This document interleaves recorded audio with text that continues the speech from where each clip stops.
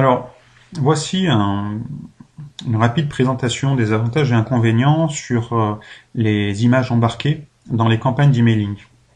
Donc à l'écran, on a une sélection d'emailing qui ont été envoyés par différentes sociétés, différents prestataires. Et ici, on a un exemple de mail qui a été conçu avec des images embarquées.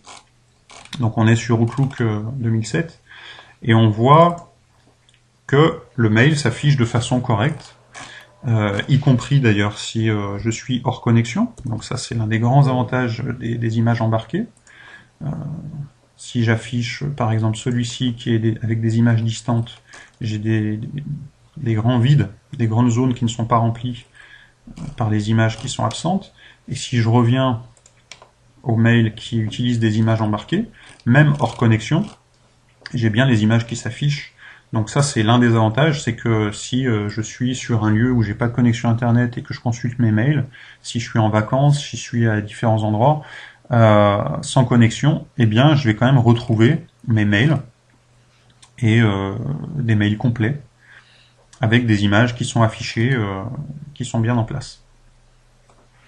Donc l'intérêt évidemment de ces images embarquées, c'est d'une certaine façon de s'assurer que voilà, le destinataire va bien l'avoir.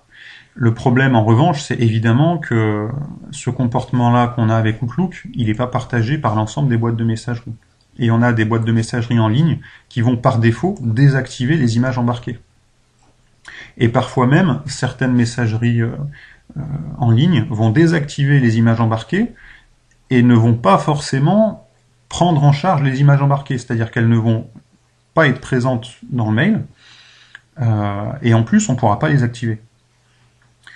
Parce que il n'y a pas forcément de compatibilité avec toutes les messageries en ligne, même si c'est le cas quand même pour la majorité les plus importantes, par exemple Gmail. Ici on retrouve le mail de Formatique 2000, donc là on est évidemment sur une connexion internet active pour aller sur Gmail. Gmail prend en charge l'affichage des images embarquées, puisque là le mail comporte des images embarquées et non pas des images distantes. Et puis on a voilà, d'autres boîtes de messagerie pour lesquelles on a un affichage assez aléatoire.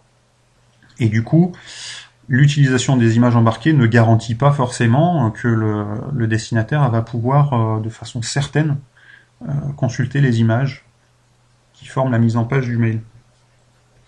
L'inconvénient de ces images embarquées, c'est qu'elles ne permettent pas d'élaborer des statistiques de consultation des emails, contrairement aux images distantes. Puisque les images distantes qui vont être appelées sur un serveur vont permettre au webmaster, au développeur, de relever qui a ouvert le mail, à quelle heure, quelle date, combien de fois, etc. Avec une image embarquée, non. Ici, j'ouvre mon mail, le destinateur n'a aucune information sur le fait que j'ai ouvert ce mail. Rien ne lui permettra de le détecter.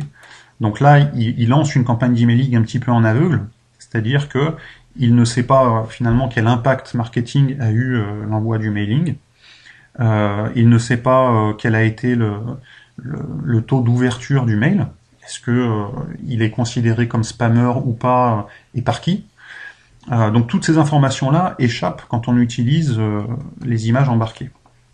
C'est évidemment le gros désavantage de cette solution qui fait que la plupart des professionnels de l'emailing utilisent plutôt des images distantes que des images embarquées.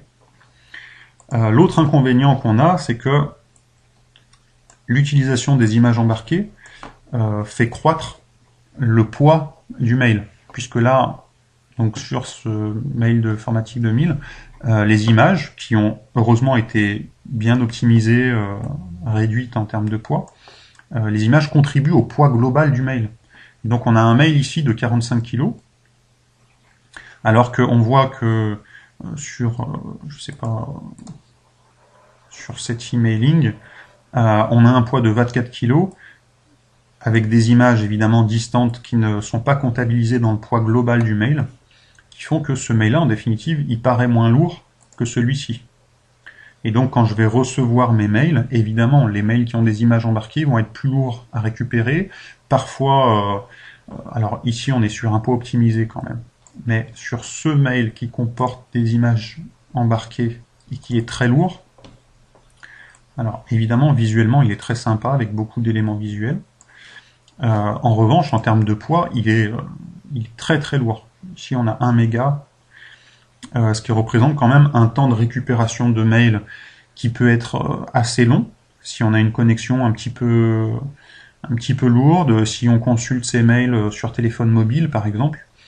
Pour récupérer ce mail-là, il va me falloir pas mal de temps, et parfois même, les mails de trop grande taille, parce qu'ils comportent des images embarquées, peuvent être écartés par le fournisseur,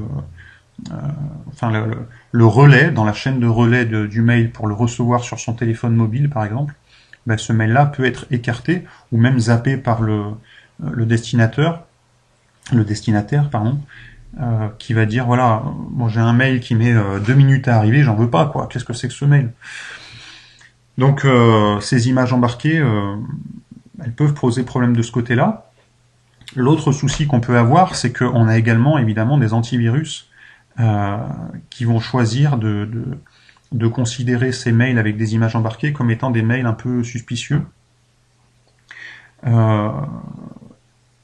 L'antivirus va être suspicieux vis-à-vis de ces mails parce qu'il va considérer qu'il y a des pièces jointes, des pièces insérées à l'intérieur du mail qui peuvent contenir éventuellement des virus.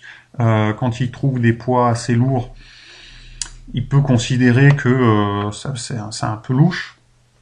Donc ces images embarquées, lorsqu'elles ne sont pas optimisées, et c'est le cas pour ce mail-là, elles vont évidemment multiplier les problèmes et les barrières à l'affichage.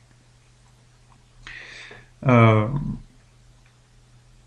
faut savoir aussi que le problème de ces images embarquées, leur désavantage par rapport aux images distantes, c'est que ici, j'ai reçu un mail donc, de monsieur Frédéric Seux, qui propose des formations.